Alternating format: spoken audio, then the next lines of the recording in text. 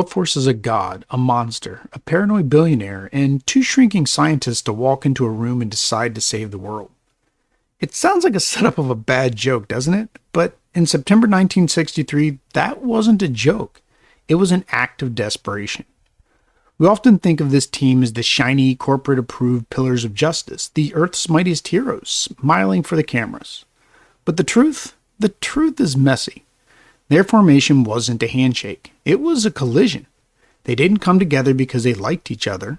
They came together because a lie almost destroyed them, and they realized that alone, they were just a ticking time bomb waiting to go off. Today, for our 50th episode milestone, we aren't just looking at a team. We are looking at the singular moment that shifted the center of gravity in the Marvel Universe. We're diving into the friction, the egos, and the accidental pantheon that proved a broken group could be stronger than a perfect one. Welcome to a special edition of Marvel Echoes Resonance.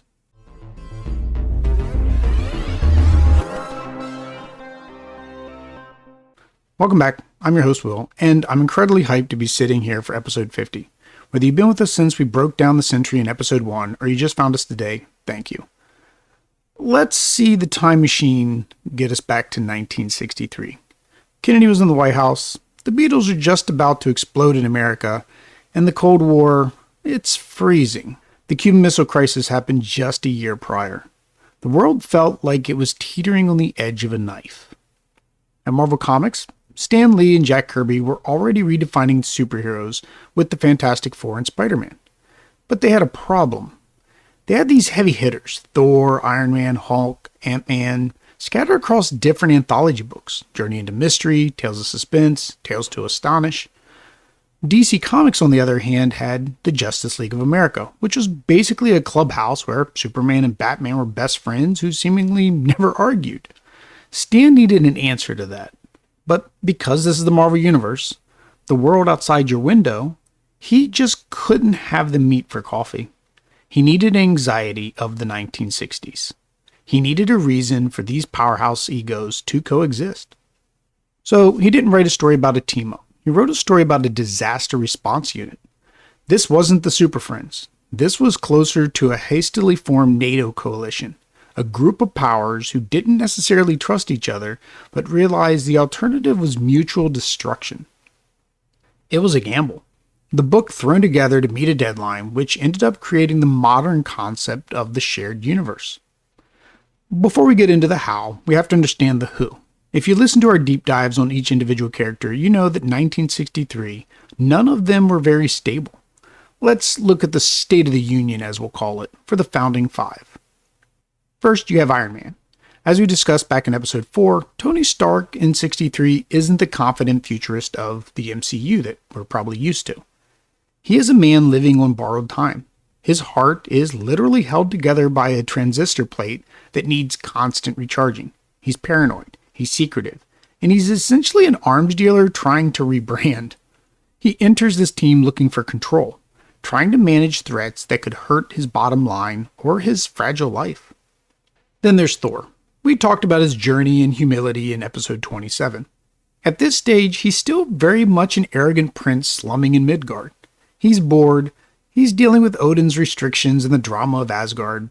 For him, Earth is a curiosity, and the other heroes? They're fragile mortals. He's the nuclear deterrent of the group, but his head is always half in the clouds.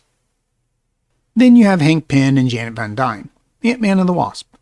In episodes 25 and 26, we broke their dynamic down, but it bears repeating. The power imbalance here is a little staggering. Hank is brilliant, but plagued by a crippling inferiority complex. He's standing next to a thunder god in an armored tank. He talks to ants. That insecurity is the ticking clock in the room. Janet, on the other hand, is the spark. She's a socialite, yes, but she's also the one craving the adventure, the one who actually wants to be there. And finally, we have the Hulk. In the last episode, we talked about Bruce Banner's mind being fractured. The public hates him. The military is hunting him. He isn't looking for a team. He's looking for a hiding spot. He's the walking embodiment of the atomic bomb that everyone is terrified of. This is the roster. A dying billionaire, a bored god, an insecure scientist, a thrill seeker, and a monster. It's not a team, it's a powder keg. So, how do you light that fuse? Well, you need a spark. And in true Marvel fashion, the spark comes from a lie. It all goes down in Avengers number 1 in September of 1963. Loki, imprisoned on the Isle of Silence, which is about as metal of a prison name can get, wants revenge on Thor. But he knows he can't beat Thor in a straight fight, so he decides to trick the one being on Earth strong enough to crush a god, the Hulk. Loki casts an illusion spell to make it look like Hulk is destroying a railroad trestle. It's a classic frame job, but here's where the ripple effect kicks in, the chaos theory that we love on the show. The Hulk's only friend, Rick Jones, the eternal sidekick of the Marvel Universe it seems, tries to radio the Fantastic Four for help, using the Teenage Brigade ham radio network.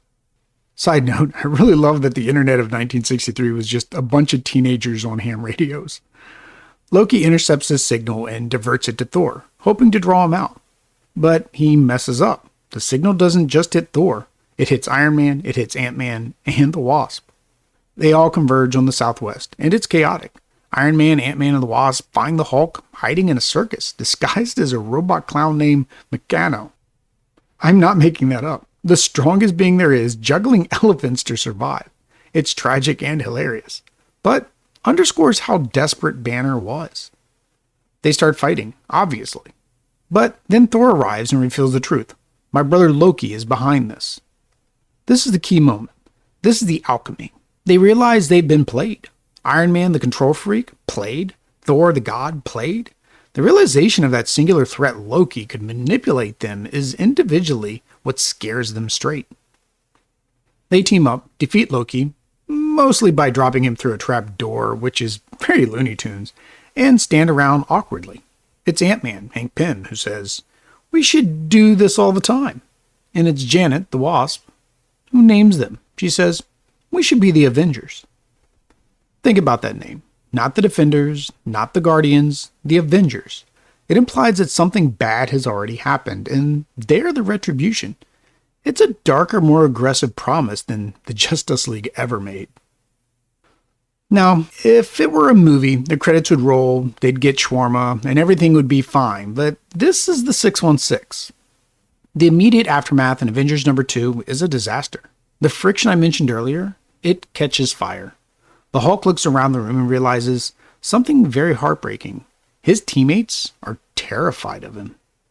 Imagine being in a Brotherhood where everyone flinches when you move too fast. Iron Man is scanning him for gamma spikes. Thor is gripping his hammer just a little too tight. The trust just isn't there. Then comes the Space Phantom, a shape-shifting alien who mimics the Hulk and starts turning the team against one another. By the end of the issue, the Hulk has had enough. He realizes he's not a hero to them. He's a weapon they are trying to keep on a leash. So he quits. He literally jumps away. This is monumental. The strongest one there is leaves the team in the second issue. It shattered the illusion of stability immediately. It proved that raw power wasn't enough to hold this group together. It was a broken Brotherhood from the start. This early era wasn't a family dynamic like we saw in the Fantastic Four. It was a workplace drama where the coworkers actively disliked each other, but had to share a cubicle because, well, the rent was due. And it was relatable. It felt real. So the Hulk is gone. The team is unbalanced. You have tech, magic, size changing, but you don't have a heart. You don't have a soul. Enter Avengers number 4 in March of 1964. The team is fighting Namor the Submariner, who's always causing trouble in the 60s. In a fit of rage, Namor throws the idol into a freezing North Atlantic Ocean, cracking a block of ice that, unknown to him, contained the frozen body of one of his best friends from World War II. We covered Steve Rogers extensively in episode 5. But look at it from the team's perspective. They pull this random man out of the water. He wakes up screaming about Bucky. He is a man out of time, a ghost from a war they all grew up idolizing. When Captain America joins the Avengers, the alchemy shifts instantly. Before Cap, they were a disaster response unit. With Cap, they became somewhat of an army. Steve Rogers brought tactical genius. He brought the moral authority. Even Thor, a literal god, respected the warrior spirit of Captain America. Iron Man, who usually tries to buy his way out of problems, deferred to Cap's strategy. This was the turning point. Cap became the field leader. He turned this group of bickering egos into a disciplined strike force. He gave them a standard to march behind. Without Avengers number 4, the book probably would have been canceled. Cap didn't just join the team, he legitimized it. Once you have a team this powerful, bank robbers really don't cut it anymore, which was the trope of the 60s.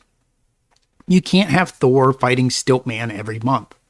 The threats had to escalate, and this is where the ripple effect in the Marvel Universe gets huge. The Avengers forced the creation of a new class of villains. First, you have Kang the Conqueror.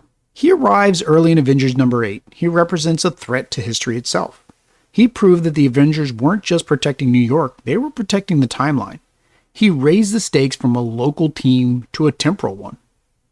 Then you have Baron Zemo and the Masters of Evil. Zemo looked at the Avengers and said, "Two can play at this game." He united the villains, Radioactive Man, Melter, Black Knight. This was a mirror image of the Avengers. It showed that their existence had forced the criminal element to organize. It's like when the cops get SWAT gear, the criminals get bazookas. The Avengers escalated the arms race of good and evil. And we have to mention the Kree-Skrull War a bit later on. This is where the team went cosmic. They were caught between two galactic empires. This cemented the idea that Earth was a strategic pivot point in the universe. Because the Avengers were there, Earth mattered to the galaxy. These villains didn't just punch hard, they challenged the concept of a team. Kang challenged their legacy, Zemo challenged their unity, and the Kree and Skrulls challenged their significance. But Stan Lee, being the master showman, knew that stability is boring. By Avengers number 16, the formula was getting a little stale. So he did something that, by modern standards, might be considered insane. He fired the whole cast. In the story, the old order changeth. Thor, Iron Man, Giant Man, and Wasp all resign. They're tired, they have personal lives. They leave the keys to the mansion with Captain America and walk out. Who replaces him? 3 former villains. Hawkeye, a carnival ultra with an attitude problem, Quicksilver, and Scarlet Witch, terrorists from the Brotherhood of Evil Mutants. We'll definitely cover all of them in the future. This lineup, Cap's kooky quartet, is my personal favorite example of Marvel's genius. You took the world's greatest heroes and you replaced them with soldiers and 3x cons. It changed the narrative from God saving the world to, well, redemption.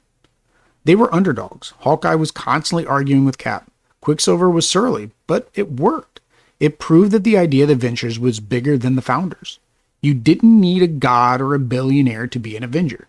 You just needed the drive to do what was right when it counted. Fast forward 60 years, the echo of that first meeting in 1963 is still deafening. Every major modern event traces its DNA back to these dynamics. Look at Civil War. That was essentially the friction between Iron Man's control and Cap's moral compass finally exploding. The arguments that they've been having since the 60s about leadership.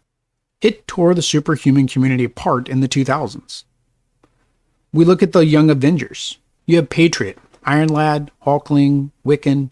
They're literal echoes of the founders, trying to live up to that mythology while dealing with the mess their parents left behind. Even in the current From the Ashes era of comics, or in the MCU, we see this cycle repeating. The team forms, they bicker, they break, they reform because the world gets too big for them to handle alone. The legacy of the Avengers isn't the mansion or the Quinjet. It's the idea that friction produces heat and heat produces light. They prove that unity isn't about being the same, it's about aiming your differences in the same direction. So, as we wrap up this deep dive into the origin of the Earth's mightiest heroes, I want to leave you with a thought. The Avengers were formed to fight the foes no single superhero could withstand. But if you look at their history, Ultron, the Vision, the Scarlet Witch's breakdown, Civil War, so many of their greatest threats came from within their own ranks. So I'll leave you with this question. Do you think the Avengers prevent chaos? Or does their very existence invite the kind of escalation that puts the world in danger? Are they the shield or are they the lightning rod? Let me know your thoughts in the comments below.